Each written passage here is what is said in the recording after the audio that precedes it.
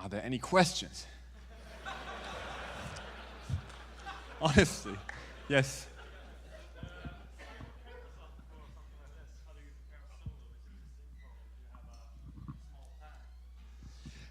How do I prepare myself was a question, in case you back there didn't hear it.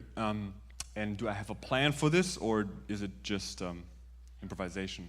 Is that the question? Yeah. Yes and no. I, particularly for a gig like today, I don't prepare a solo or something. I have a couple of guidelines I want to follow when I play, well, not just solo, but in generally play. I think whenever you make a statement on your instrument, it's you have to use a couple of things that, or you have to, the easiest way is to see it as communication. So this thing was built as a communication instrument, right? For example,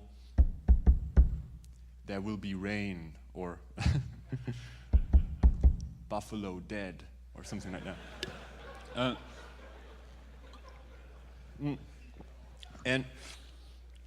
And I think it's still used that way. So for me, it is still a communication device. And if you say, "Oh, that's esoteric," and I say, "Shut up."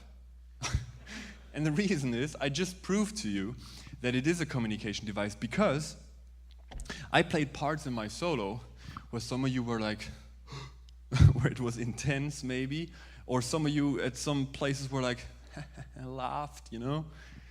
And it wasn't by accident. I was like, oh, they're laughing. But it was like, I played something and did something funny, communicated something funny, and you understood it, although I don't speak your language. And I didn't get up and made a bass player joke on the mic, although I would have loved to. No, but I did it through the instrument, right? And it was totally clear to everyone. And this is the proof, right? You can communicate feelings with this instrument. And if you are aware of that, all the rules of communication apply. So for example, and these are my structuring tools that I use. So if you know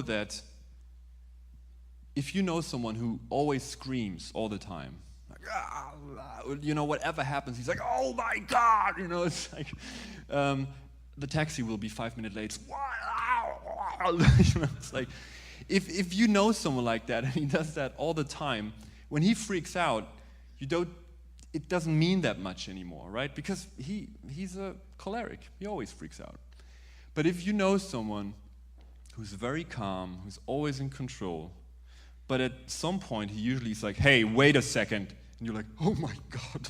You know, he never does that. And when he does that, it means something.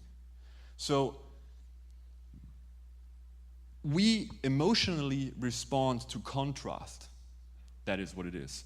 And contrast only works if you have at least these two places that you go to, and also if you use it precisely. If I would have played a lot of notes all the time and loud all the time, it means less than if I do something very, very quiet and then do a couple of loud strokes. It has a certain effect. So contrast is one thing that's super to use. Another thing that we often forget about, and that's super important for composition, like this is old school stuff, right? Bach and Mozart used to do that stuff. And we still respond to that. Repetition. Repetition is great. We as drummers have to be masters of repetition. If you have a solo, I often hear that at drum clinics where someone plays a solo like this.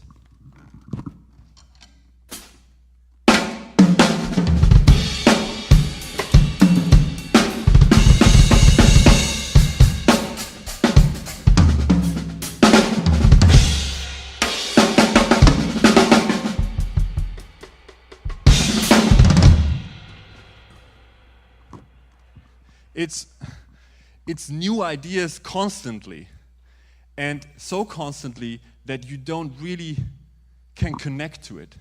It's like someone would tell you, I like the ocean.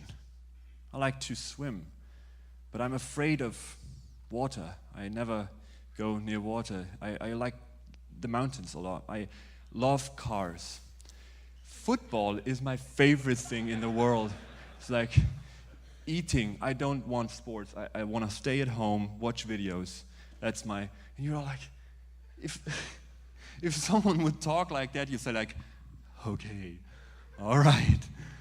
Mm-hmm. So we find that weird as human beings if someone changes his statement all the time and we don't relate to that person, right?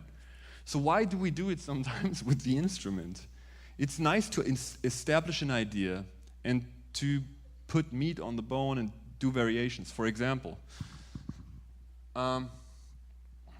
this.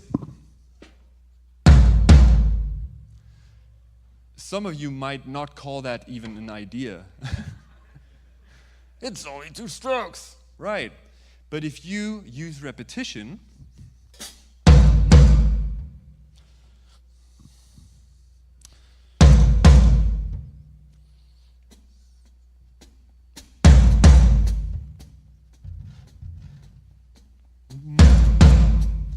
you created a phrase, and you created form, and you created time through repetition. So improvisation is not a constant flow of ideas. That's very important. Many people say, oh, I don't have enough ideas, you know, I run out of ideas. With that idea, I can play for half an hour without any problem. If I use repetition and I use variation. So, for example, same phrase, right? More often repeated, right? Dum, dum, dum, dum. And here only. So I can create more tension if I make the phrase shorter. So at the end of a phrase, I could.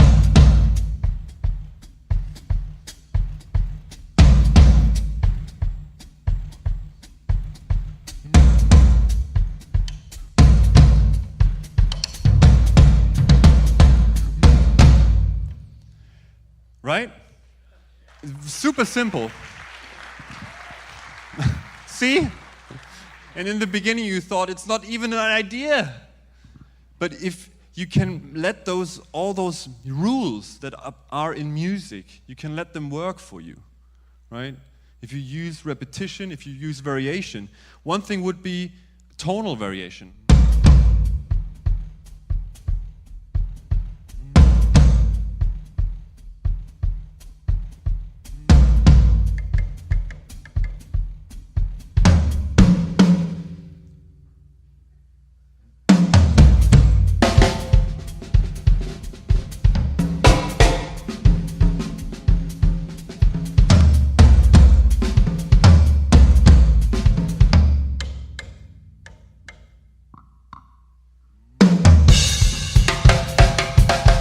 And so on. So,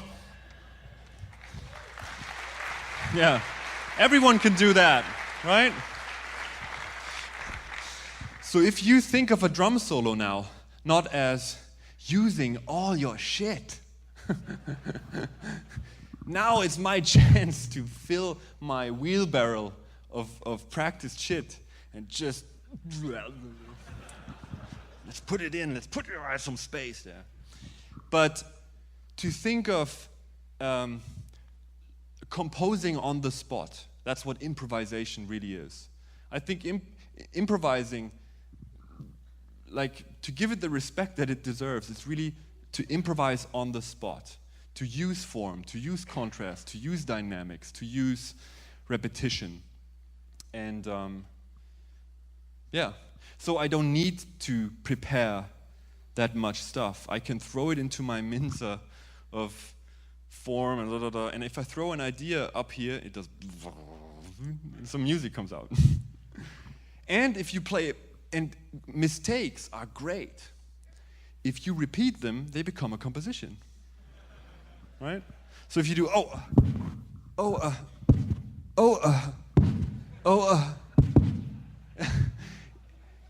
right? If you repeat something, you give it more value. If you repeat something, you give it more value. If you repeat something, you give it more value. You know that? Okay. That's simple. So, yeah. But with that being said, I like a couple of ideas that I like to go to, that are just part of my repertoire, that I love to go there. It would be not honest if I would say, like, I never played any of that stuff before. You know, it's like that's not how it goes, and that's not how you find things interesting. I never heard about someone saying, you know, Shakespeare. I mean, actually, with Shakespeare, it sometimes works. But if you read a book, and someone asks you, how did you like the book? You say, it's boring. Why is it boring? Well, I mean, did you read the same book? And you're like, yeah, I liked it. Well, sorry, but he didn't use any new words in there.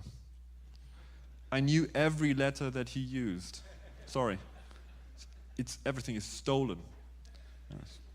That's not how we work, right? It's like, how is where music happens, not the what. We focus so much on the what we play. This is the right groove for the song. Well, if the how you play it is weird, it's not going to sound good. That's why we are amazed why some people sound good with dum, bat, and some not.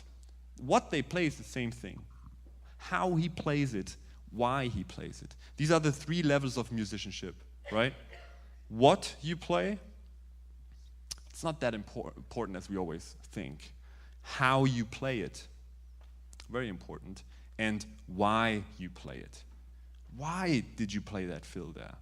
What is the purpose? Why did you say something to someone? That is important. How did you say what you say? Women are great at this. Men are not. It's like when you pick up your phone, it's like, hi. I said, what's wrong? I didn't say anything, right? But how you said it communicates a lot. It's the same with drumming. And if you say, I love you, it is something very powerful and nice. You can't go wrong with that, right? But if you say, yeah, I love you, it's the same. What you say is the same thing, but how you says it makes it an insult, almost. And it's the same with that. But I play the right cymbal pattern. It must be jazz. Ding, ting, ting, ting, ting. If it's played the wrong way, it's an insult, right? Anyway, sorry for the long answer, but I like the subject.